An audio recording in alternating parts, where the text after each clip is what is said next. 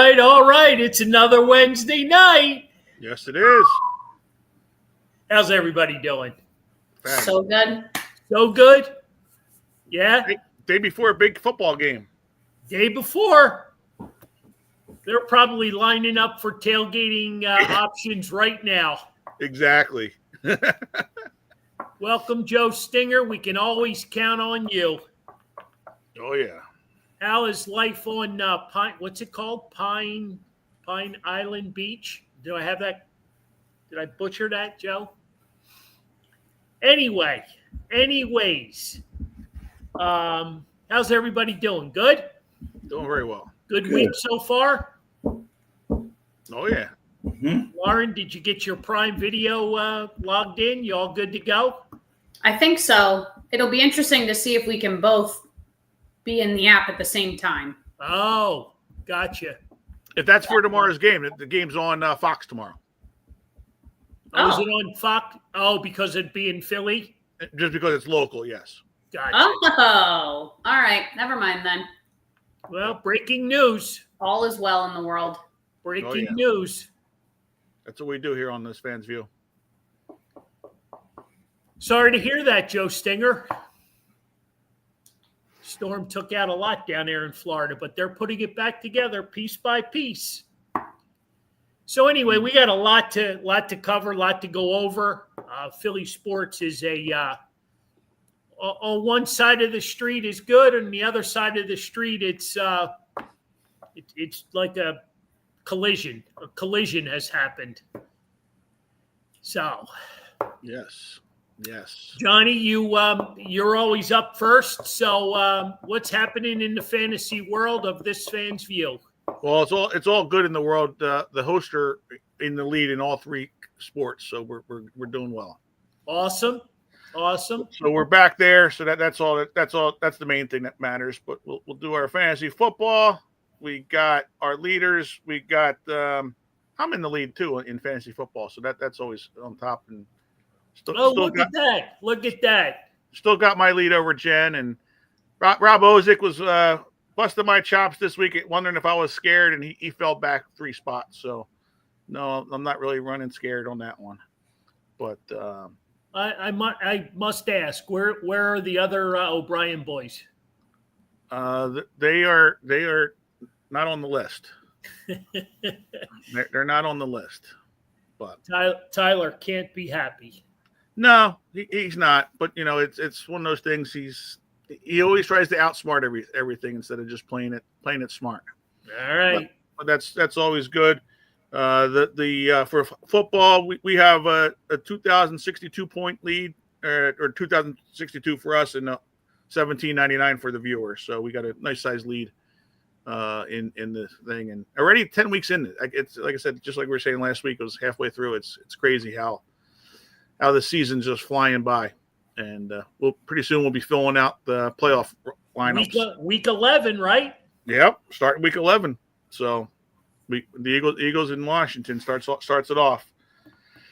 Then we'll jump into the fantasy hockey. We got that going, and our leaderboard there is Jack. Of course, he's our hockey guru, and Adam is right behind there. He's giving a good fight there, along with Kevin Burgess and Brian Rooney, all members of the Flyers fan club there. So they're doing their work over there at the Phillies fan club. I think they just had their meeting this week, and they were doing a little bit of reviewing on how to move up on the leaderboards there at the fantasy hockey for us. So,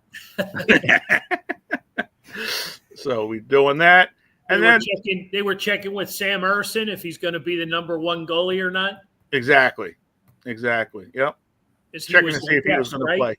See if he would play in the tournament with us. There you go. And then we got a shocker this week. We moved up in the fantasy basketball. We got Scotty Black jumped up to the lead this week. Oh, yeah. So he jumped up there, and Lewis had a little bit of a stumble this week, jumping out of the number 1 spot, and him and Scotty Black flip flopped number 1 and number 4 spots there.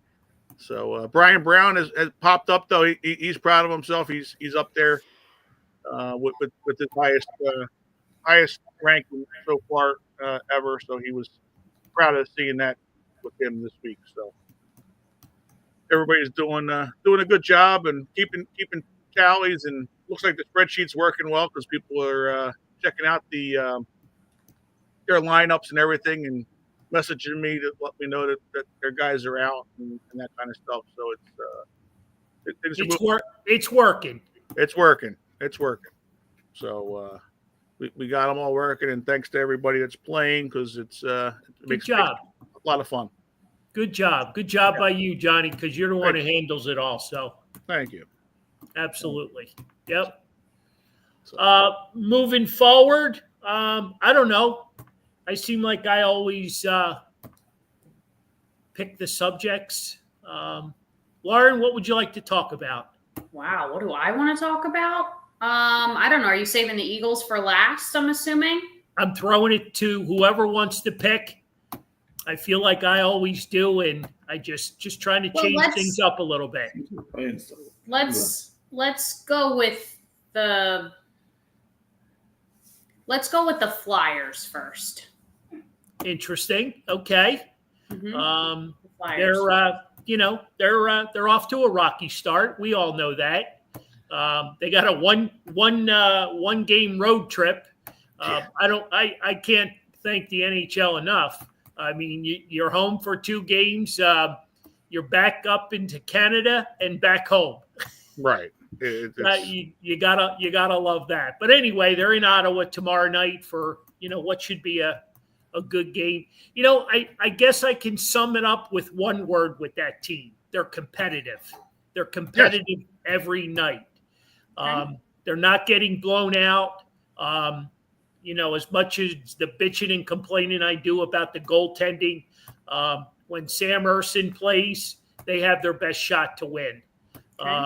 But they're competitive, and I think that's probably the most important. I mean, what do you? I know you guys don't follow hockey all that much, but I like that they're actually scoring in the shootouts as well. Right.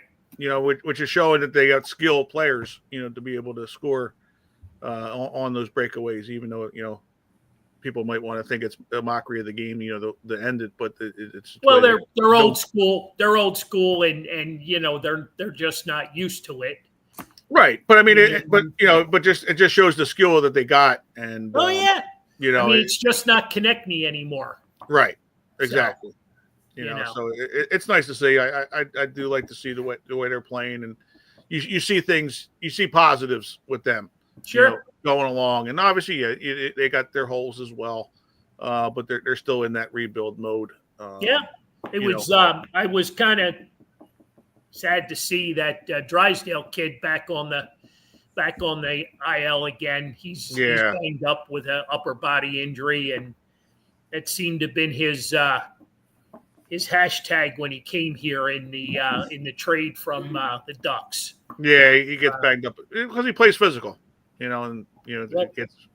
Yeah. So, hey, they're competitive. They're playing decent hockey most nights. I mean, I think correct me if I'm wrong, the last 3 games have been shootouts.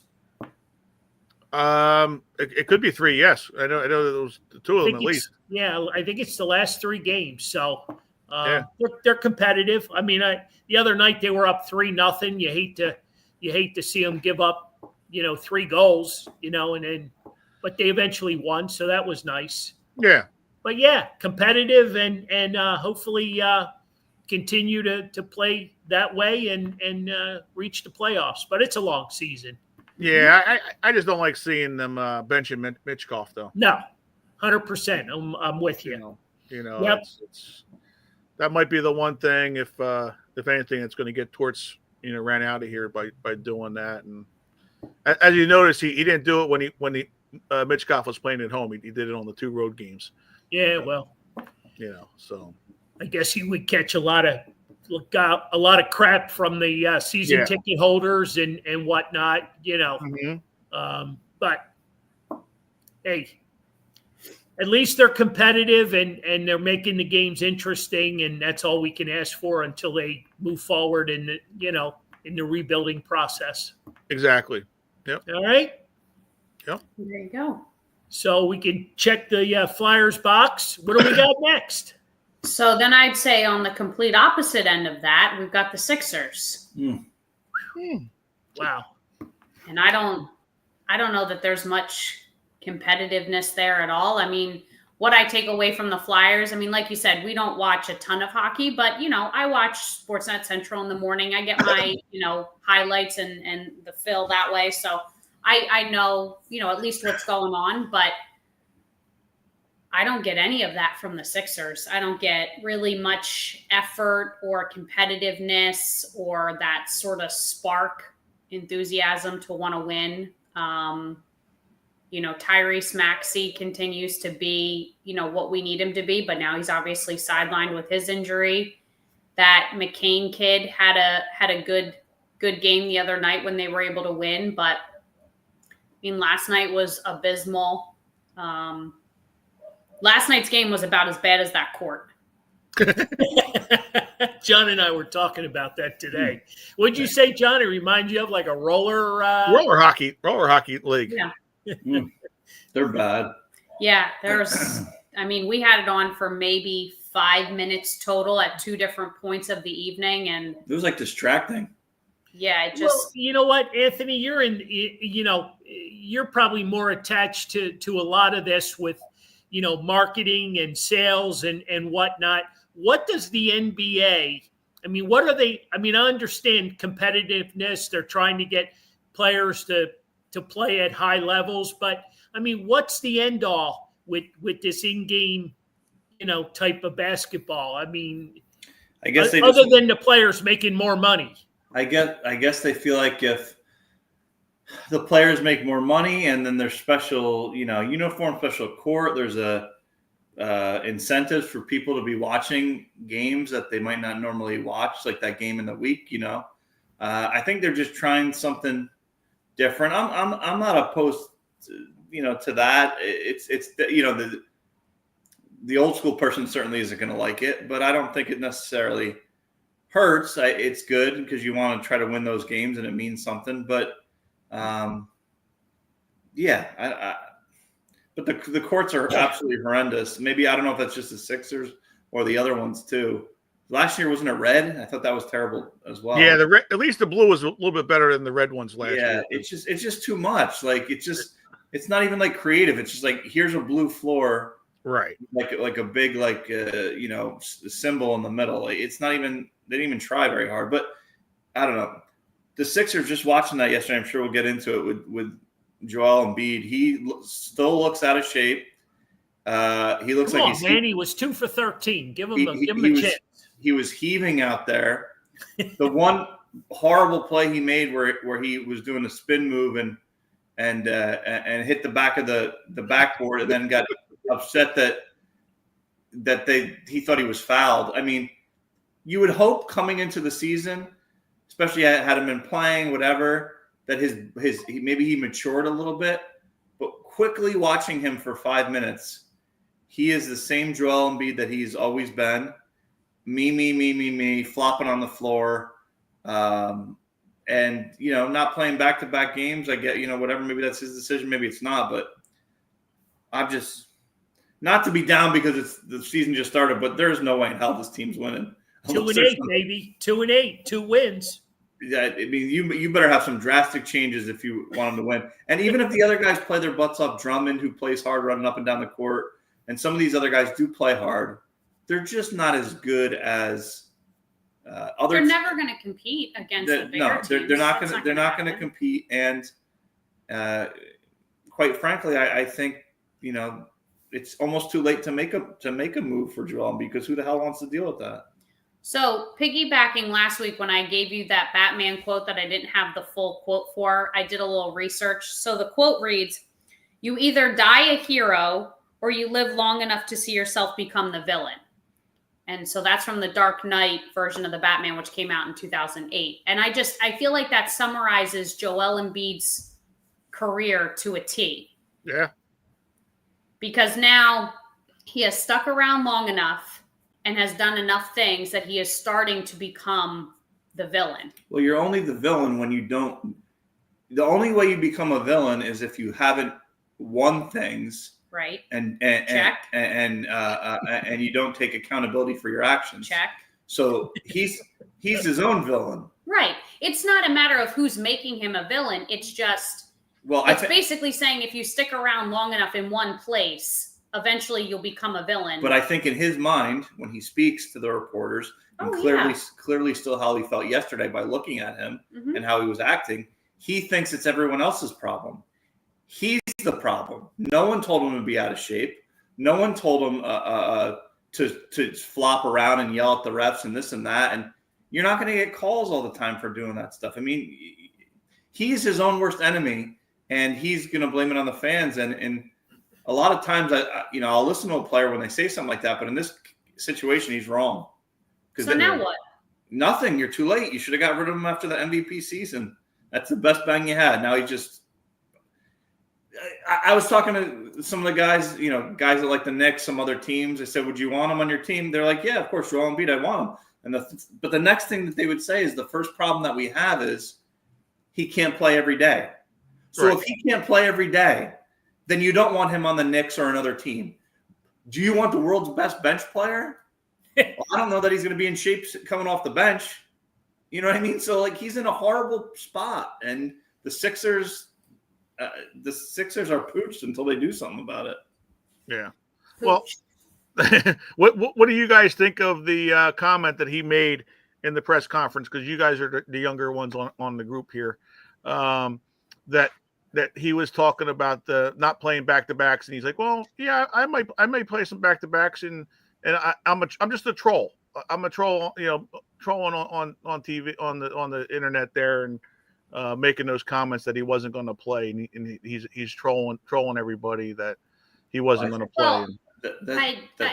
This isn't a game. This isn't that shows his immaturity, I think, to a T there.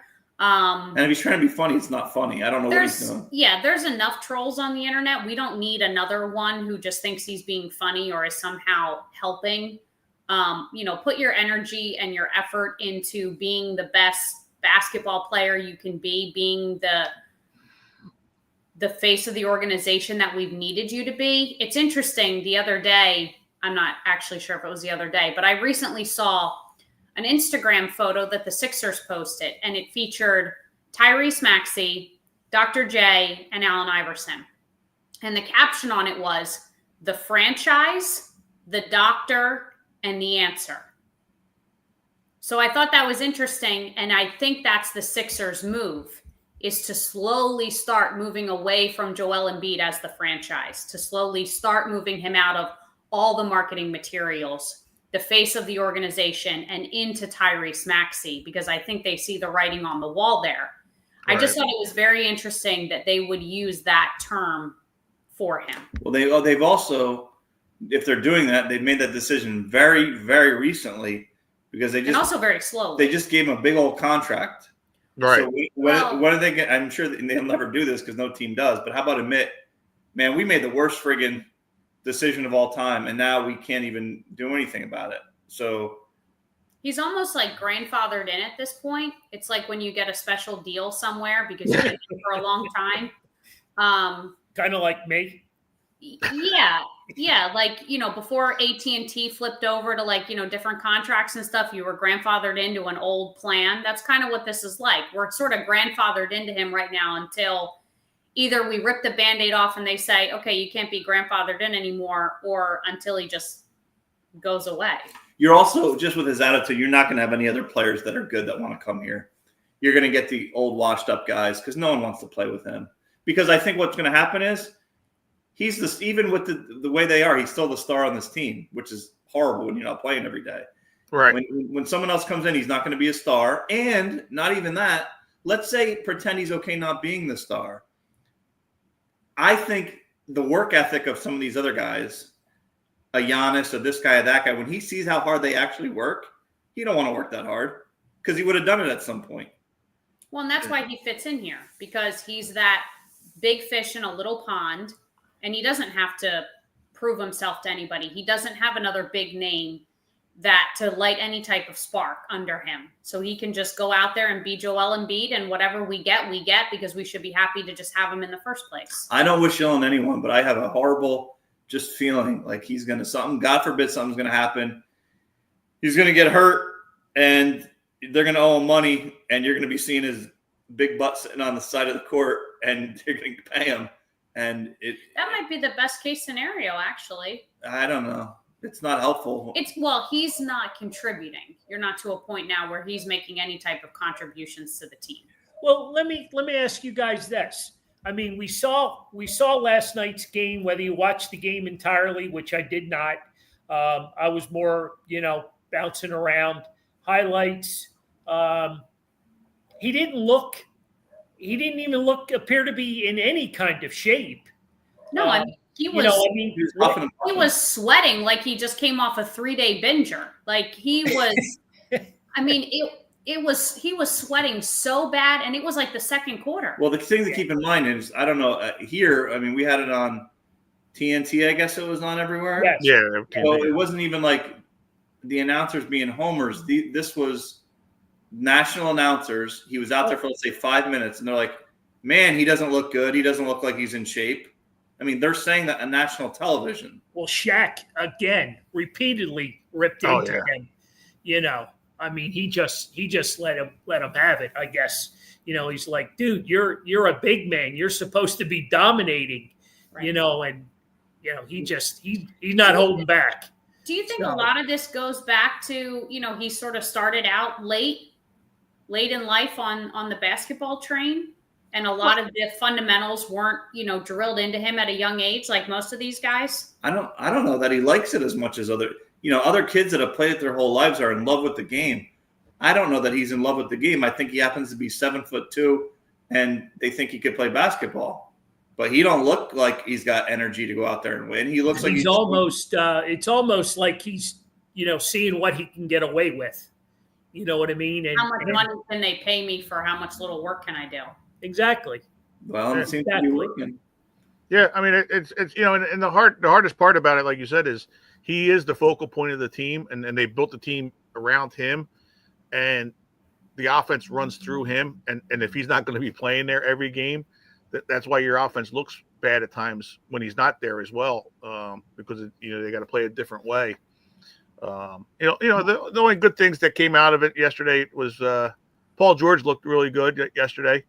But then he's not playing the back-to-backs himself. So, he's sitting out today.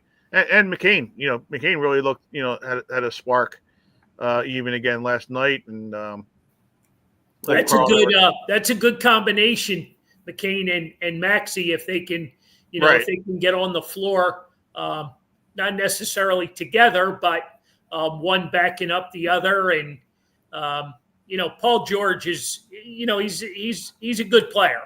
He's an older good player. We trusted this process for how many years? 5 years with Brown. Initially.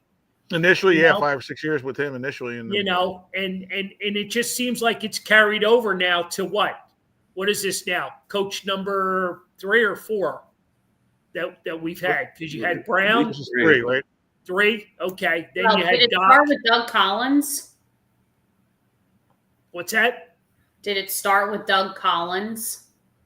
Or was it just Brown, Doc Rivers?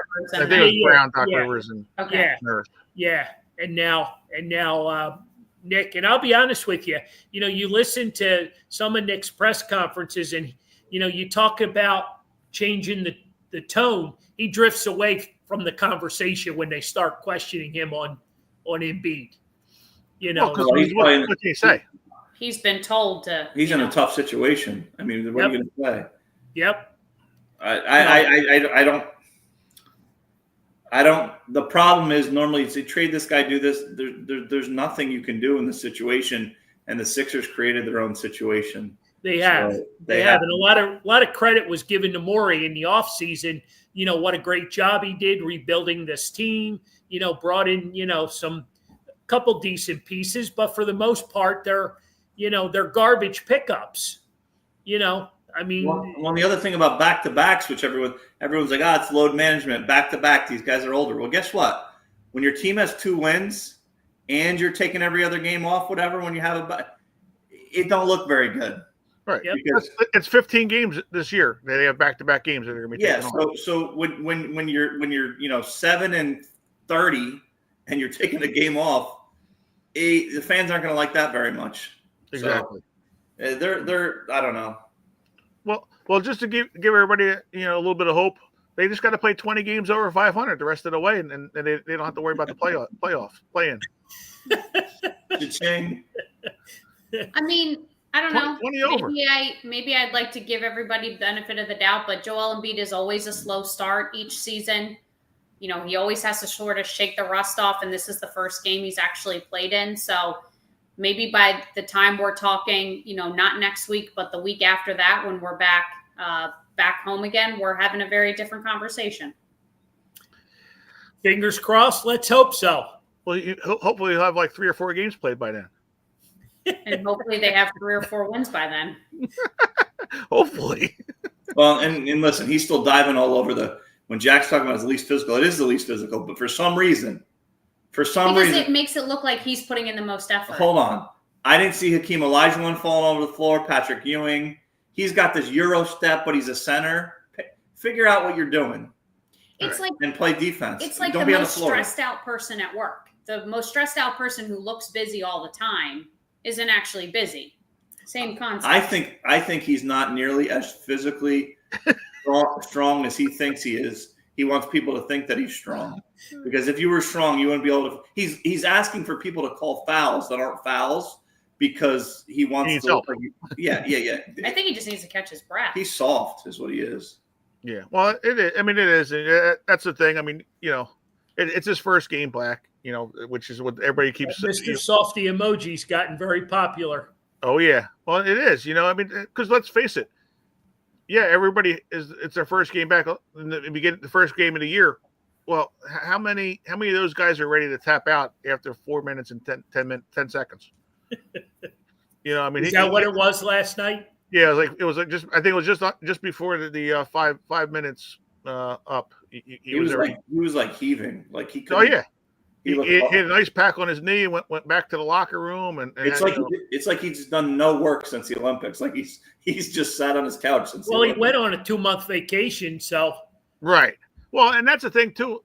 You're going to see more. I think the NBA is going to be doing an investigation on him too, because he supposedly was ready to play 3 days ago. Last week really, because of those 3 games, he wasn't ready to play 3 weeks ago. Or 3 games ago when he was supposed to play last week and they had the suspension. The NBA should have made him play 1 game first. Really play a game before they said, okay, now your suspension starts. Because they just made it up that he was ready to play, because there's no way they could look at him playing in practice, playing 5-on-5, and if that was the way he was playing and said, oh yeah, let's put Joel into the game because he's going to make the difference on this team. There's no way that could have been, done. But it was all because of the play-in tournament. Everybody's got to play if you're healthy, and just saved Joel from missing more games because of his injury and stuff like that with the suspension. I hope he changes it so he doesn't get booed. But the day that comes where Joel Embiid gets booed, I would love to see his mental reaction, because that's going to be everyone else's fault too. Right. Well, I mean, yeah. Well, just look about it. Like we were saying, 15 games with the back-to-backs that still need to come. He missed the first 9 games of the year, so that's 24 games that he's going to miss out of an 82-game season, without anything happening from. That's if he plays every game. That's enough talk of Joel Embiid. Let's talk about the Sixers. Yeah. Well, Andre Drummond is about ready to fall apart because he's playing too much. Kyle Lowry's ready to fall over too, because he's out there too much, unfortunately, because of Maxey now being hurt. That's the problem with all these guys not playing and making this regular season not worth meaningful. Is these guys are playing way too many minutes that shouldn't be playing that many minutes. They're not that good. That's where it comes. Yeah, I mean, at the end of the day, they're just not a great they're like They're not a great they're like a basketball bunch of six men on other teams. You know, what I mean, they're not that great. Right. They're not great. No, true. It's absolutely true. All right, let's move on. Hopefully the Sixers garnish a couple of wins between now and the next time we're live. Okay. So, where do we want to go? We want to go Phillies. We want to go Eagles. What do we? We gotta close it out on the Eagles. All right, we're closing out on the Eagles. So that means this is John's favorite topic, the Phillies right now. Oh yeah.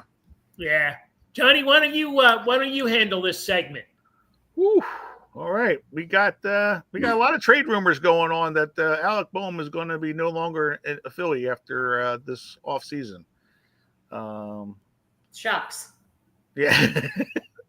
There's going to be a lot of changing and stuff going on, and the hot name that he's going to be replacing him with is Alec Bregman right at the moment. Seems to have a lot of fire going with the trade deadline, and I guess because the offseason here going, and I guess because of Aiden Miller, waiting in the wings, they don't want to get somebody locked up long term, that they can get Bregman for 2, maybe 3 years, with an option type of thing, to give Aiden Miller his time to shine. And looks like maybe Boehm's going to go to the White Sox, where he can go hide and be a superstar in his own mind. With So are we okay with Alec Boehm potentially getting traded? I think so. If we're getting the right pieces back, not just to trade them. Well, you basically, if management has agreed to Alex Bregman, coming here to Philly, you pretty much, and this is the problem that I have. I think the rest of the GMs in baseball realize that Alec Boehm is going to be had for cheap, because what do you do with him at that point? Well, I don't know about cheap, because they probably already have a deal already in place. For I would hope so. That they would have already in place that if Boehm's going to happen, because a lot of moving pieces there, because it doesn't mean Bregman's definitely guaranteed to come here. When you get the big boys all reporting, the latest gossip, they don't usually go out on the limb too often. No, but that would be a move that you already got. Okay, hey, if this works out, Alec Boehm's in the trade to get Crochet from the White Sox, and is that enough? Would you be being a huge Phillies fan? Would you be okay with that trade? Well, he's another top left-handed pitcher. That I think that would be a good move. To get a quality starter. Because we never have enough starting pitching, right? Nope. And I don't know if Andrew Painter would be part of that deal, maybe as well. Let's hold on for 1 second. So the guy was an all-star, and he had a rough second half. So the answer is to get rid of him. What I think is, let's hold on. He doesn't cost very much money right now. Well, no, he does. He's about $18 million. Okay. So the worst time in the business world, the worst time to trade something, or in the stock world, is when something is down. Why don't you let him come back, get up, and if you really don't like him at that point, then move him. Moving him now is it seems like, I feel bad for the guy a little bit, because he wasn't the only guy struggling. A lot of other people were struggling, and he was also an all-star for you. So, well, that's kind of going off of the Joel Embiid theory, right? He won the MVP. He got the all-star game, so you're selling. Well, there's a difference. Joel Embiid's got a history of being I don't want to say a bum, but not living up to his potential. Alec Boehm, he's still a pretty young man. I don't know. Not that you can't get rid of him, but. Well, he's like 28 years old. So he's not young, but he's not baseball young. Right. And the thing is, he's gotten issues coming from the locker room. He's turned players off. Well, what is he doing? and that's what I was going to say. What I take from all of this is the front office knows they have to do something. Right. One of those guys in that lineup has to be traded. Somebody has to be moved. If they roll that same 1 to 9 lineup out there next year, the fans will be furious based on how the last couple seasons have gone. So they have to move someone. So my guess is Alec Boehm is the one Bryce Harper said, I'm okay with you getting rid of him. He's not my boy. You're not touching Bryson Stott. You're not touching Trey Turner, JT, Brandon Martin. All those are my guys. I'm good with you moving Alec Boehm. He's the low-hanging fruit on the tree. No one's going to think anything different if we don't have him. And the front office knows they have to do something in the offseason to shake something up, or the fans are not going to be happy with that same lineup. But how about I'm not saying it's not the right move, but how about a proper move that makes sense for the team rather than just doing something? But they want to take one of those big names, and he's probably the least big name, and do something with it. Because moving any of those other guys, the fans will have a fit. Well, I think the first problem is you said you got to get Bryce Harper's permission. That doesn't seem like a proper. That's not how things work. If you don't think he's in the GM's ear, you know damn well he's in the GM's ear. I'm just saying I don't think that should be. That's right. And I don't know. Well, the other thing too, you got to look at it from the other side. Who on the Phillies are you going to want to take from this lineup? You know, that's in a trade. You know, you're not going to want to take Turner because of his contract. You know, Castellanos has got 2 more years. You know, maybe they do, but I mean that's still, you know, another high contract. You know, who else? JT, you know, he's on his last year of his deal, you know, making a lot of money. But they're all Harper's boys. Well, they are, but it's also that, you know, you can see that sort of clique and that family, you know, atmosphere that they've developed. And I really think, you know, Alec Boehm is the one guy on the team aside from like Brandon Marsh who isn't like married or has kids. Right. So they've all sort of become this family outside of, you know, playing because they're all married with kids. And so he sort of isolates himself because of that. And I know that might sound silly, but when you stop and think about it, you know, he's sort of the odd man out. And that's why I feel like the front office looks at him as we have to move somebody to save face. And that's our best option. Well, I think too, Alec has brought a lot of this on himself. You know, the second half of the season was nowhere near as competitive as the first half of the season. You know, whether the All-Star game went to his head, there were many at-bats that he took off. Can we go back to that 4-pitch at-bat, or I should say 3-pitch at-bat, where he didn't take his bat off his shoulder, you know, and it was strike 1, strike 2, strike 3, and he walked right back to the dugout. It was almost like he was throwing the game. Right. And there were so many other, I mean, I could go on and list plenty, you know, where he didn't run the ball out, you know, the slamming of the helmet after, you know, running out of, you know, an infield, whatever, at first base, goes back to the dugout, explodes. You know, he doesn't want to listen to the leadership, whether it's coming from Harper, Schwarber, Castellanos. You know, I mean, those guys have been around the game a long time, and he just didn't want to listen. You know, when failure smacks you in the face, sometimes you need to look in the mirror and say, okay, what am I doing wrong? Right. So I think he brought a lot of this on himself. I would just say in his defense, I'm not saying how. And you're 100%. I was a huge Alec Boehm fan.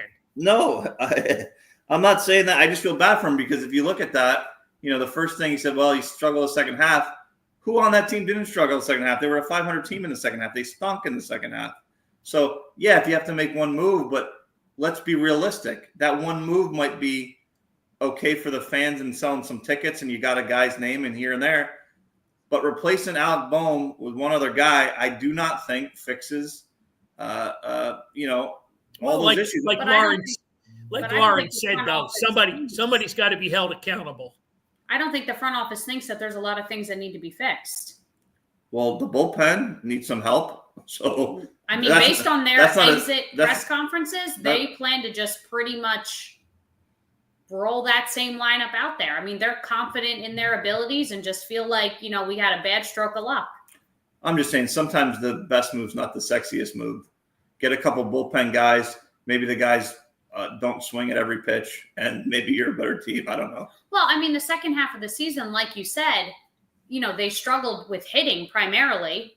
And the very first thing out of everyone's mouth was that the hitting coach was staying, that all the coaches were staying. Well, they've done that most places. Yeah, a big move that was made was bringing Preston Mattingly on board, and he's already entertained. John, help me out if I have this wrong. He's a low-level analytics guy, and takes a look at the taking of pitches a little bit differently. So maybe that new general manager / personnel guy, sees things a little differently. John, I mean, yeah, I'm not sure on that part of it, but yeah, I mean, it's again, I think it comes back to who else you're going to move off of this team to make a difference, and you have Aiden Miller in the wings to replace him long term, hopefully. Well, we've talked a lot about, Alec Bowman, third base. You've also got holes in left field and center field that need to be addressed. Right. Now, I don't know if this is a sign that Rojas is coming back, but he's been down in Clearwater working out, and he's now going to go over to the Dominican and play seasonal ball over there for the winter. So who knows? These are the hot rumors. Alex Bregman is the hot guy. That is he the right guy? Who knows? I don't know.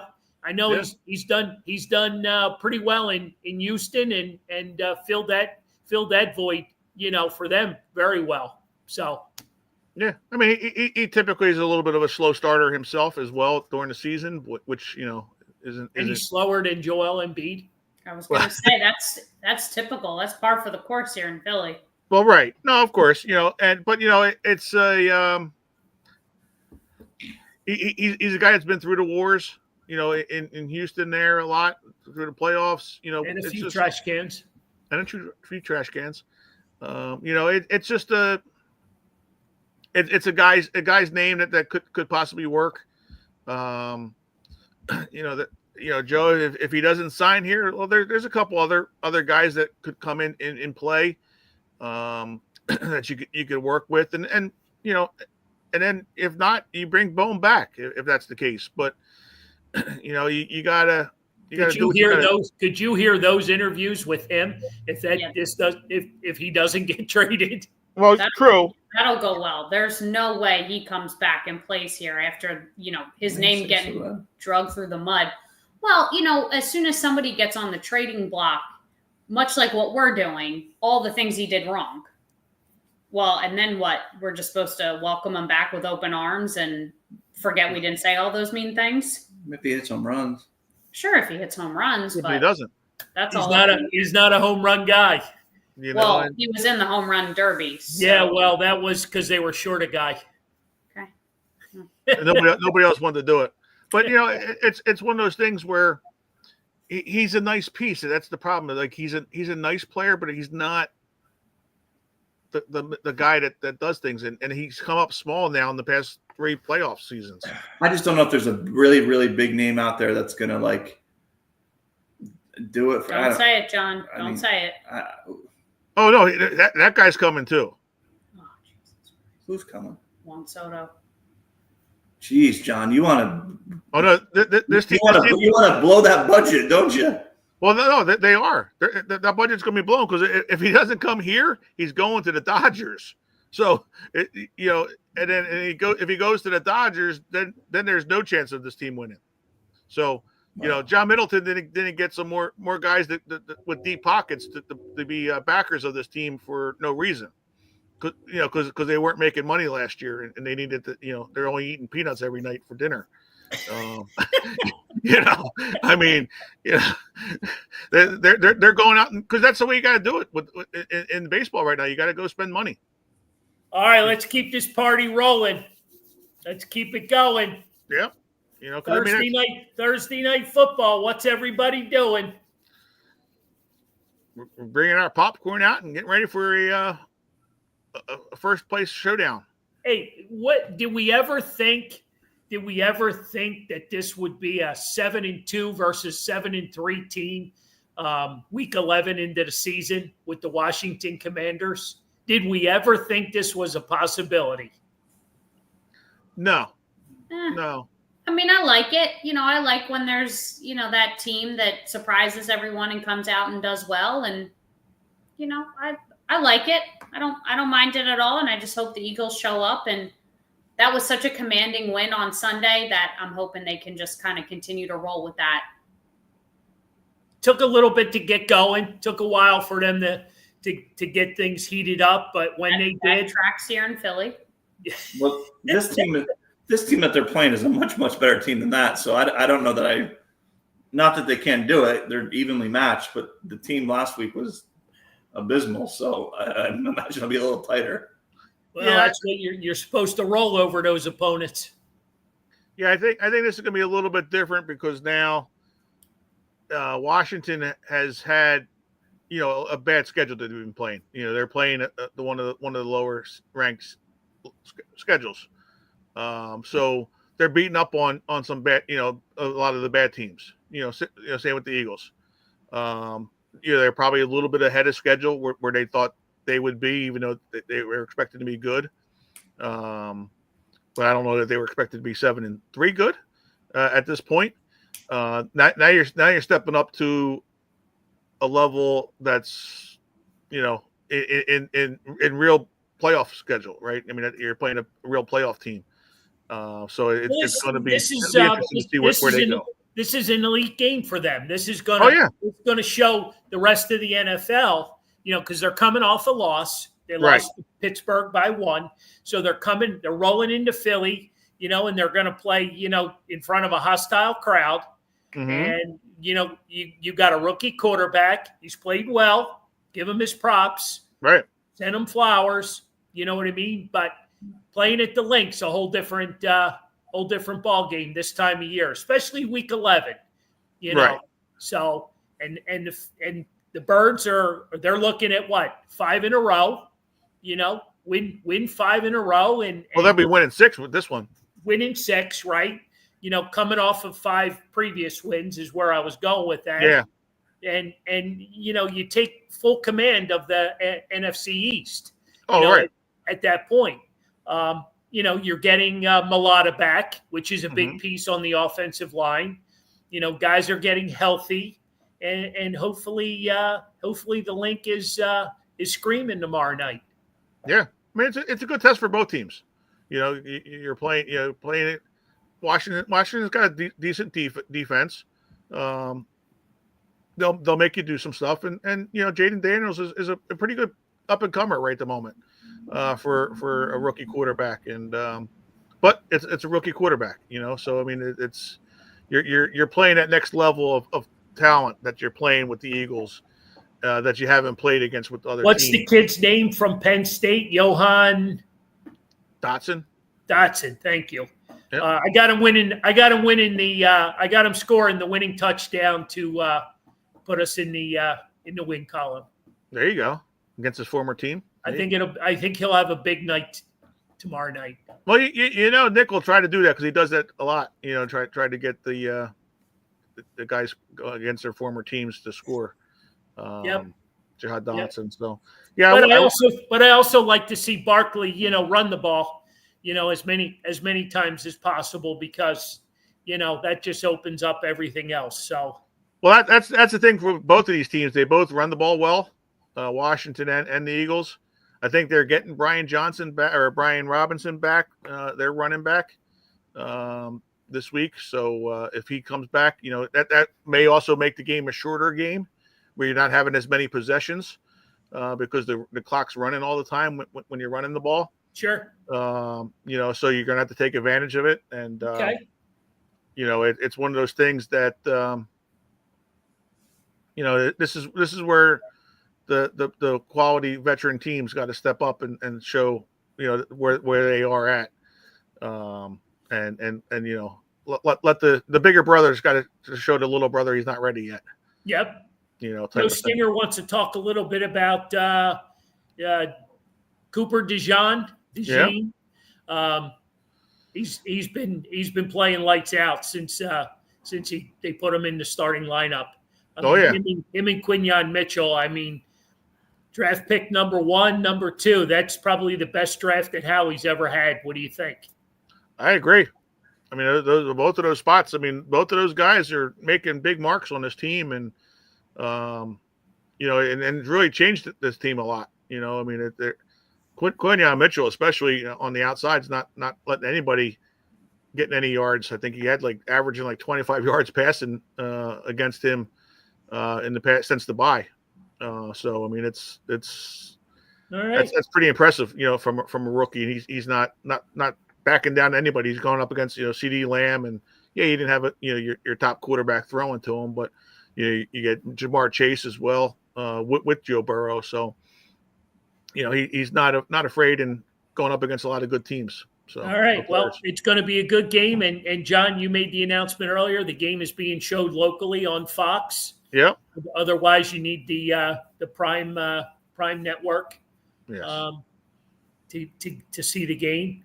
I don't know, John. Did we ruin anything? Did we give away any secrets for the John's rants? No, not this week. Well, me. It was going to be Joel, but I went off in a little bit of different run because that would have been too easy. That was low hanging fruit with Joel. I'm excited. Weekend. So low hanging fruit, and it's not Joel Embiid, folks. Nope, it's not. I can hardly wait. It's not. It's ESPN and Monday Night Football. And you went out and hired Jason Kelsey to be on your game day staff, and you're making him not himself. You're putting him. He's not able to be Jason Kelsey and bring the energy. Dressed up in the suits there. It's I don't know that it's a fit doing it that way, personally. And as much as we all like Jason as much as we do, and I think you're not showing the world what he is. You got him dressed up there as like he's 150 years old with with those suits on, with those plaid suits, and it was it just isn't right, and he just looks uncomfortable. When he's up there, very, very uncomfortable. And that's just not Jason. And you had so many other guys on the different programs. Like on the game tomorrow on Amazon, they get to express themselves and be themselves. And it just. Jason's not one guy that you bottle up in a suit and say, here, talk sports, because that's just not him. Not that he's got to jump through a table and smashing tables and beer on his head, but he's got a lot to bring. He knows he's got a lot of knowledge, and it's just not being brought out. Well, I think too. I don't know your feelings on the last game, because that was the first game after his incident up at. With Penn State, yeah. The Penn State game, Beaver Stadium tailgating. Yeah. And he was somewhat subdued. He was very quiet. He was very, right. They opened the segment with him, doing an apology kind of thingy, and right. And there too. That's not Jason Kelsey. You right. know what I mean? Meet me in the parking lot. You know what I mean? And we'll figure this one out. Exactly. But yeah, no, I hear what where you're coming from with that. That's a good John's rant. That might be at the top of the leaderboard. Yeah, like I said, it was I mean, you couldn't go anything with Nick, because Nick had a great game himself against the Cowboys. He stayed out of the way. Go 3 weeks in a row complaining. Well, about Nick. I could if we try to dare me. I can, but no. I mean, you got to be honest. When the guy did well, he did what he was supposed to. He stayed out of the way, and I knew that line was coming. You've used it all week. Yep. It's stayed out of the way. He did. I mean, it was nice. I mean, he actually kicked extra points. I mean, we actually knew that Jake Elliott's leg does work. And you took the points and you did what you were supposed to. So that was great. Joel Embiid, I mean, we all saw yesterday. I mean, that was just kicking low hanging fruit right there. Because I mean, he almost made me look like I could play the NBA right now. So going back to your comments about Jason Kelsey, two things. One, I think because of what happened at Penn State, ESPN had to have him say something. So even though that might have been out of character and not, he now represents a much larger entity than just himself. So when something like that happens in the public eye, ESPN has no choice but to say to him, you're going to open the show by apologizing and you're going to make it seem as genuine as possible, because now he has to save face for the people who are paying his bill, basically. Not that he needs that job, but he's not just representing Jason Kelsey anymore. He represents all of ESPN now when he's out there doing stuff like that. Right. The second thing I'll say to that is I think part of it is nerves, to be honest with you. I think he's a rookie in this aspect. I think he's still trying to figure out how to insert himself into the conversations. I think he's trying to figure out where he belongs and how he belongs. It's a good point. With them. Yeah. So I totally hear what you're saying, that he seems out of his element, but ESPN's also not going to let him up on the, set in like t-shirt and shorts and, drinking a garage beer. Like that's, so we have to kind of meet in the middle somewhere. Oh yeah, he doesn't have to. Yeah, he doesn't have to wear a suit as well. I'm saying, just. But I'm also guessing, when they said, "Hey, we want you to do this, and here's the stipulations," he agreed to it. But I think majority of it might be nerves, honestly, because I just see him not really interjecting the way I thought he would. He doesn't really jump in. He doesn't really speak unless spoken to. So I think he's just trying to figure out what exactly it is that he brings to the table. And I'm guessing he just doesn't want to mess it up. He doesn't want to say the wrong thing. And if there is a second season for him, I bet you it looks a lot different than this one. I think he shouldn't be just a strict sort of announcer. They should go to him more a little bit for take us through this play sort of thing. And then that would allow him to feel a little bit more comfortable. When you had him up there the first night or whatever, and he's talking to Joe Buck or whoever he's talking to, and he seemed uncomfortable because he probably felt uncomfortable. Mm-hmm. Put him in a situation where he's on ESPN and maybe he's got his own segment or something that he something funny, some kind of funny, something Jason where he could Kelsey be himself. Segment. Yeah. But I think they're trying to figure that all out too, because at the end of the day, they wanted Jason Kelsey because he's a big name. Right. You don't really, I don't want to say they don't really care what he does up there, but now not only is Jason Kelsey a big name, but Travis Kelsey is a bigger name and Taylor Swift is the biggest name. So they're looking at it from optics. That guy could stand there and say nothing and they don't care because they know that people are going to watch just because it's Taylor Swift's boyfriend's brother. So. Well, just coming from a person that's very uncomfortable wearing suits, that's part of the problem. Yeah, you see yourself in him. I get it, Johnny. I get it. I just don't think either party has really figured out his shtick just yet. Yeah, and I think that might be part of there was the rumors that they're going to do a Saturday or I don't know what's the Johnny Carson type of show. Saturday Night Live. Yeah, they're going to do something with satire, some type yeah, of like a late night show. Yeah, like a late night show with Jason Kelsey on ESPN. Yeah, there was talk, and then that kind of disappeared. Yeah, I haven't heard anything about it. More, but yes, I think maybe that may be why. Maybe they were thinking, that may be a little bit more that let him open up on his Jason end. Kelsey should be on a Fox with Terry Bradshaw, and they let him do some funny segments because those guys all joke and stuff. Well, I think Fox got Tom Brady now, right? Well, I'm just saying, whatever that. And they get all the big names. Brady, Gronkowski. I think he needs to have fun with those guys. Yeah. ESPN's a little stuffy for him. Yeah. Well, right. No, exactly. That's the thing. It's just not a good fit, and it's making him not. I feel bad for him because he looks very uncomfortable, and out there, and you're not seeing the full Can't Jason have Kelsey. that. Can't have Jason Kelsey looking uncomfortable. No, no. My Freedom man, no suits. My question is, does Jason Kelsey put himself in that position ever again? By doing the public tailgates and walking through, and Right. just doing the Jason Kelsey type things, knowing that you've got an idiot lurking out there that he just wants to make a name for himself. I think things are going to change a lot. I think he's going to have security.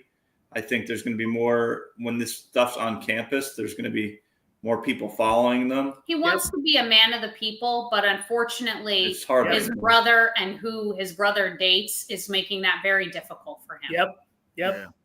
But all right. Speak about making things difficult. Go ahead. I didn't mean to cut you off. no, I was just going to say, I don't think that held him up because I don't know if you guys saw the video footage, but he was out at a bar in LA during the Eagles-Cowboys game.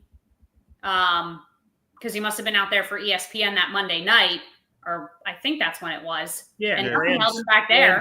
Rams Miami game. Yeah, nothing held him back there. I mean, he didn't do anything. Nothing bad happened, but he walked right in the bar like just an average person. And the next thing you knew, he was behind the bar serving drinks. Well, that's good. So, LA, no one cares, and Penn State, everyone knows who he right, is. right.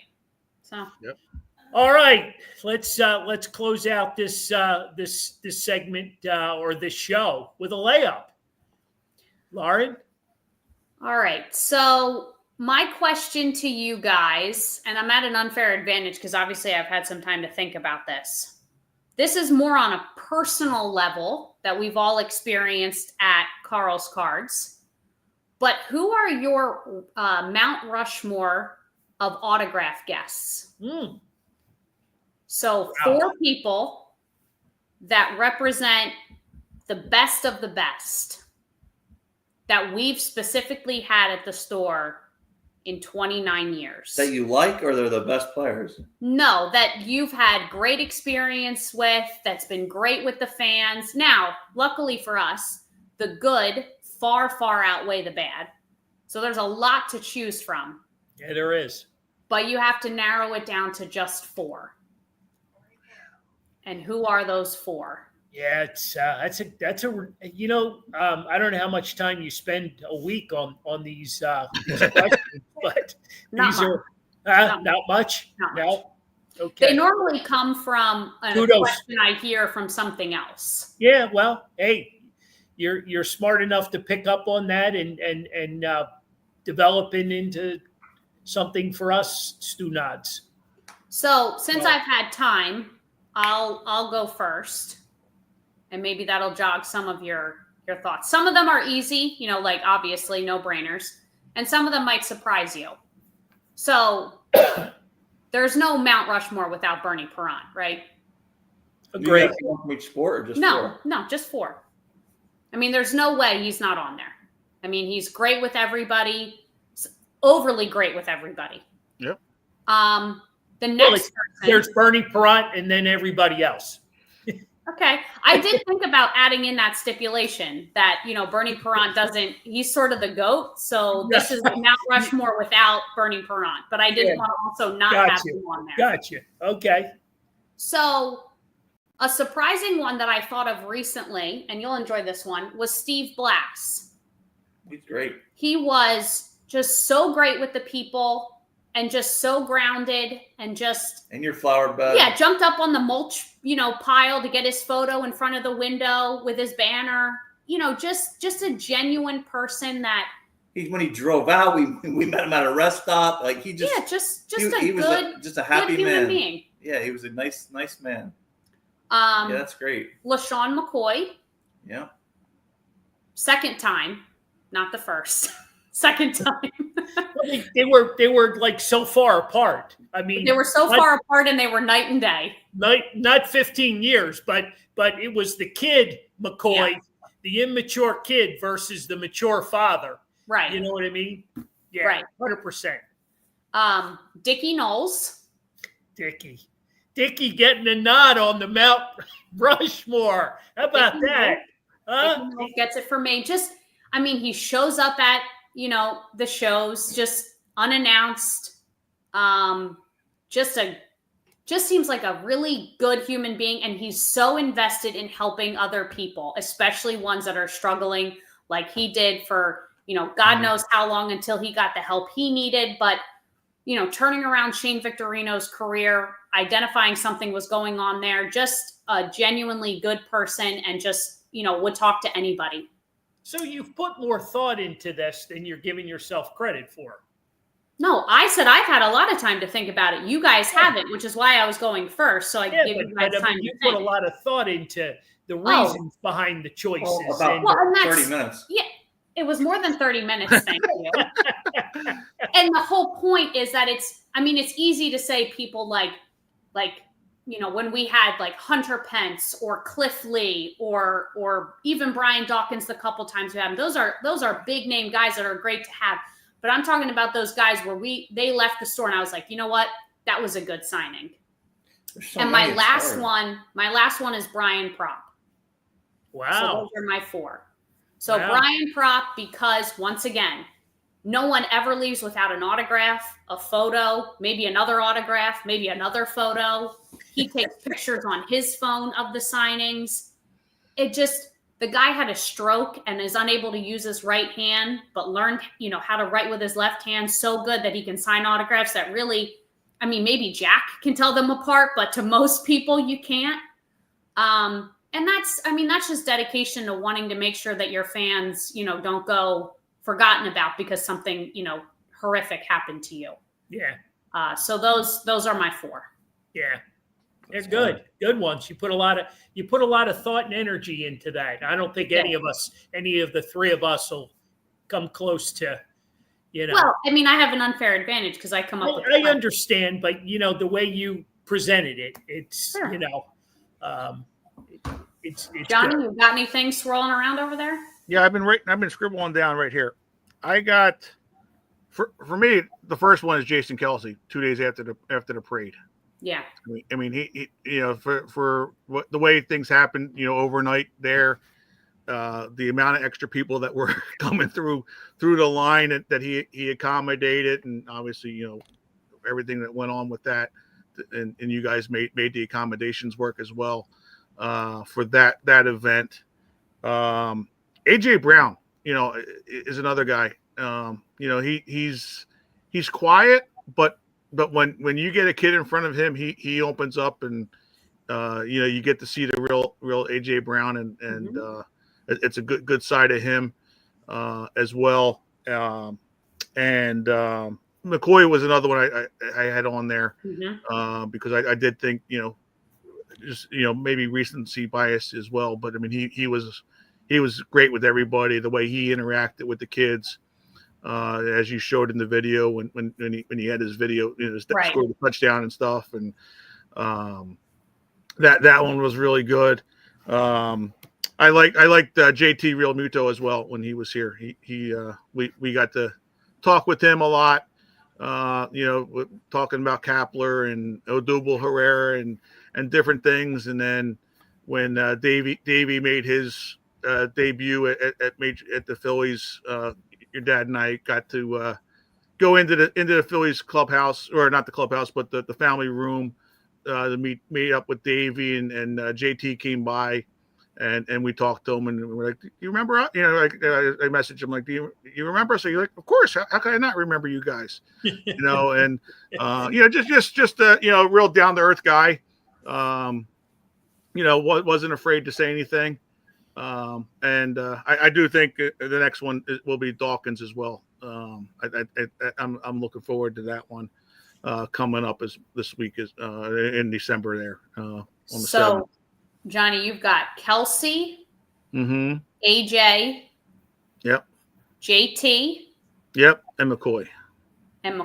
Okay, but one of them might get bumped for Dawkins. He's got an extra large Mount Rushmore. Yeah, exactly. Okay. Remember, I got a 2X. I got a 2X shirt. So all right. And they all got big heads, right? You're the newbie of the group. You've been around probably the least for the signings, but hey. You pay attention to that stuff. Well, yeah. I mean, Where am I at? I'm saying. Let me guess. Four Pirates. Yeah. Let me see here. No, Bill Ken Mazeroski, Steve Blast. Tom Candelaria, Steve No. Blast, no, Eh, eh, eh. Colby, definitely, Steve definitely, Blast. definitely Steve Blass. He's just a nice, really nice man. Every time Yeah. we see him in Pittsburgh or anywhere, he always, at least he pretends so he knows we are every Well, time. and he's from that generation where he always says my name when he sees me too. It's not just about greeting Anthony, but it's also, oh, hi, Lauren, how are you? And he always remembers my name, even though he's 85 years old, whatever he is. He's a very, very good man.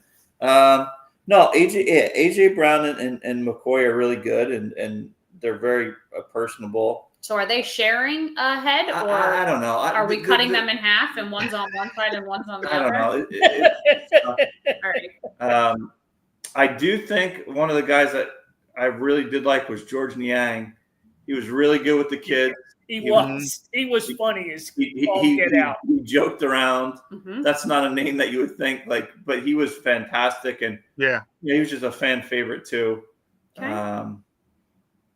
And I guess you put Bernie Prom up there. I mean, those are all those guys that we named are all good guys. I mean, the key is, did you enjoy yourself when they were there? Like, I really enjoyed myself when Bill Mazeroski was there, but Bill Mazeroski is a very quiet guy. So when we were in the car on the way back and we were with his grandson, you got a lot more out of him because he's a little bit more comfortable when it's only the couple of you and you've been with him all day. Right. So like, that's something that was very enjoyable. But you're not going to get too much out of him in front of everybody. Right. George Niang and Korkmaz too. I like those guys. They were funny. That was a good one. Yeah, that was a good one. They were good. Yeah. We've had a lot of good ones. A lot of different personalities. Korkmaz with all his buddies. And we've had a lot. We've had a lot of fun with a lot of these players. My biggest bitch, is seeing them leave after being at the store, and we can't be a fan for them, root for our home team. You know what I mean? And that's the tough part. But I assume I'm next. Yep. Save the best for last. Yeah. So I'm going to lead off my Mount Rushmore with 50 years of Philadelphia baseball announcing, Dan Baker. Okay. I think Dan is, he's a friend of the people. Mm-hmm. I think he's just one of those guys.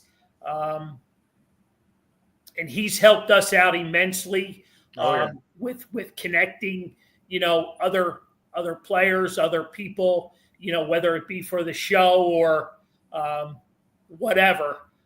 He's always willing to help.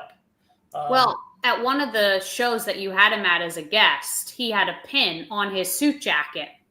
And Henry made a passing comment to him, "Oh, I like that pin." And he sort of looked down and was like, "Oh, this pin?" And immediately took it off and just gave it to him. Yep. Yeah, he's that kind of guy. He's obviously going through some health issues he's battling.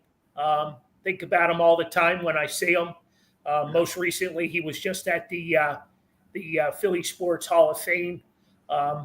So Dan Baker, coming and not in any particular order, whether it's 1, 2, 3, or 4. My next one is the obvious choice, which is Bernie Perrant. Mm-hmm. Probably the guy that I've professionally known the longest.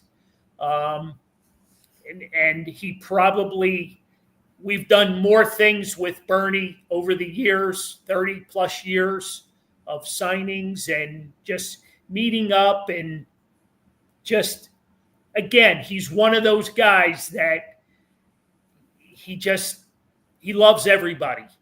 He loves everybody, and we've seen Bernie in some tough spots. We've seen Bernie at some low points in his life, and to see where he's at now, thriving, makes it all that much better. Yep, enjoying life with Jeannie. Can't be more happier for him. I get that occasional call at 8:00 in the morning. What's going on, buddy? and I have to look and check the calendar and see what day it is. You know what I mean? Like, what's up? You know, but yeah, he's definitely on my mountain. Another hockey player, another Hall of Famer, a guy that didn't play in Philadelphia, but his son did, Gordie Howe. Just something about him. You know, when we had him at the store, and I had known Mark, you know, long before I met Gordie, but he brought him, made the whole situation that much more comfortable. Gordie was at that time starting to go through some, you know, Parkinson's/dementia at that time, but put on a performance at the store that I'll never forget. I mean, he was just, you know, I mean, you're talking about one of the greatest in hockey ever. And for me to be able to host that at the store, and to take it a step further, to be able to arrange to have him along with Mark and his other son, Marty, the three of them, to be able to come back and do it again. And then, you know, unfortunately, Gordie got injured in an accident and life kind of spiraled, and we were never able to make that happen. But that day will last in my memory bank forever. So that was, and Mark's such a good guy. You know, you pick up the phone and ask him, hey, you know, what are you doing on such and such a date? Can you check your calendar? And, you know, can you come do the podcast, or can you come do a signing at the store? And he's so, you know, so easy to work with. So, Gordie Howe. Okay. Gordie Howe. Last but not least, probably one of the greatest Eagles ever, Chuck Bednarik. I saw Chuck, you know, at the beginning of our relationship as far as doing stuff at all the stores. You know, just a personality that, you know, sometimes you have to hold your ears because he doesn't hold back. You know, so Chuck, I'll remember him forever. He's one of those guys that, you know, you ask him his opinion and he'll give it to you. Oh yeah. So there you go. Dan Baker, Bernie Perrant, Gordie Howe, Chuck Bednarik. Not in any particular order. Right.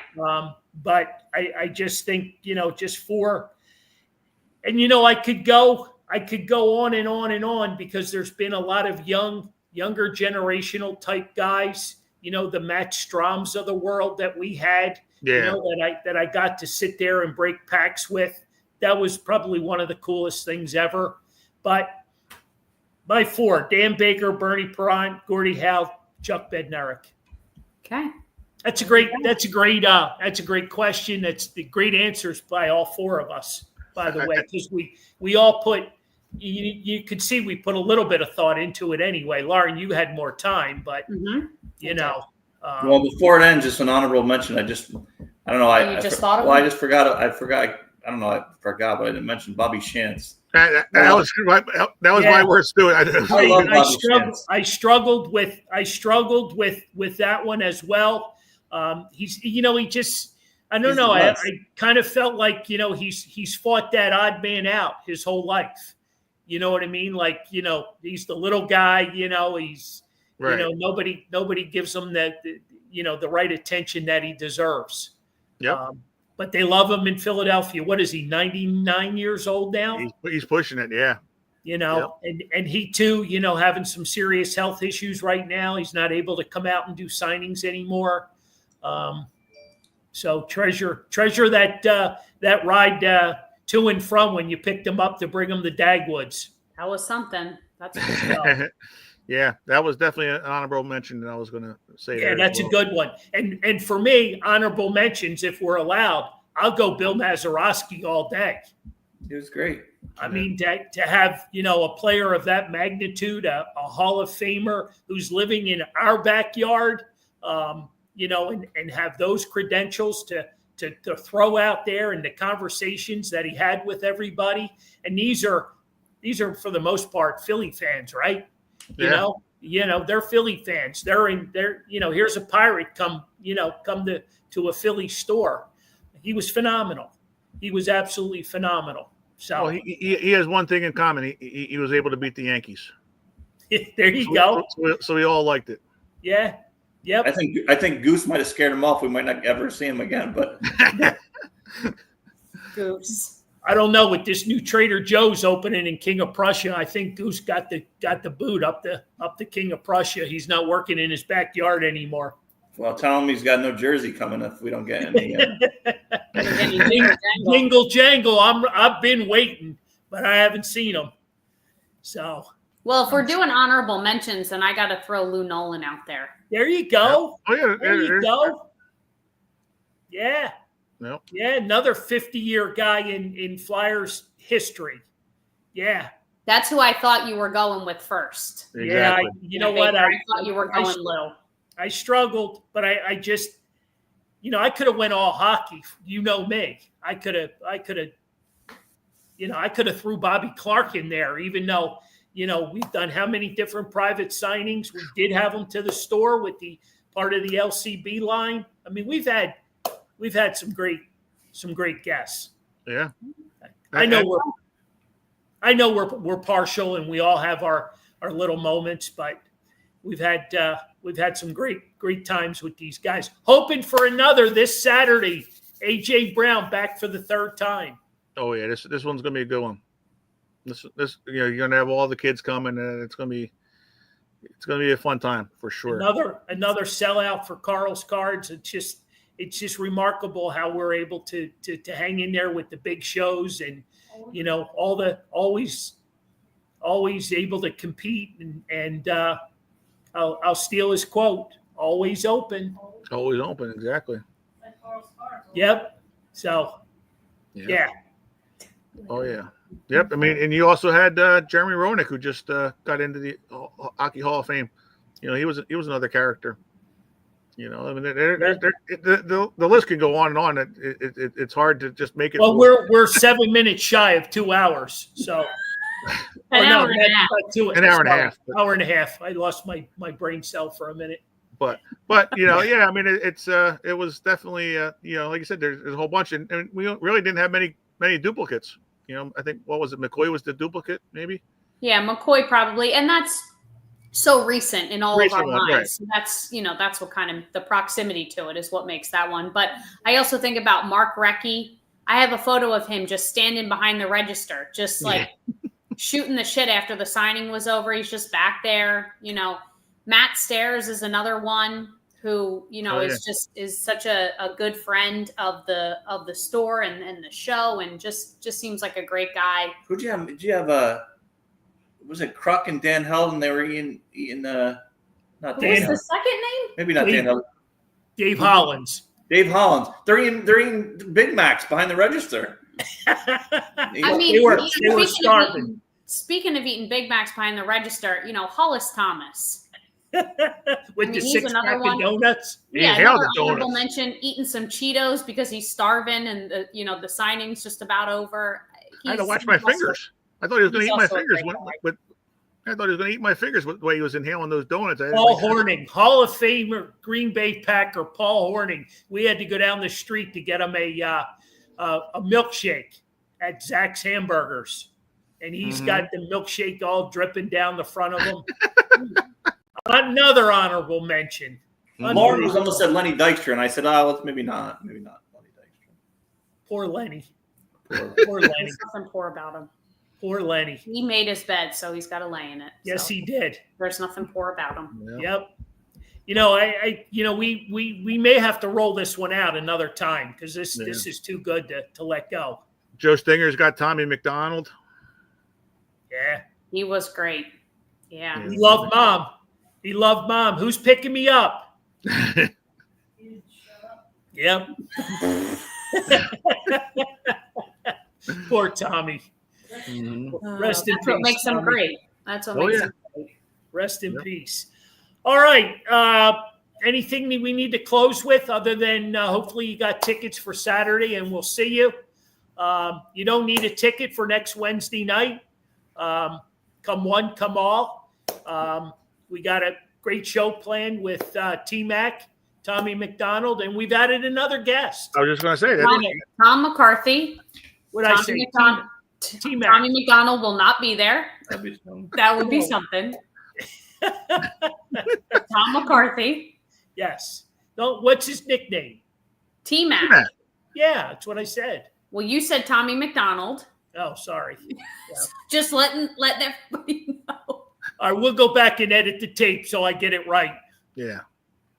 Go ahead, say it. So next Wednesday night, I know we have kind of like mixed conversations when we're on the road doing a show, but God, if you guys are close, come on out. It's gonna be a good one.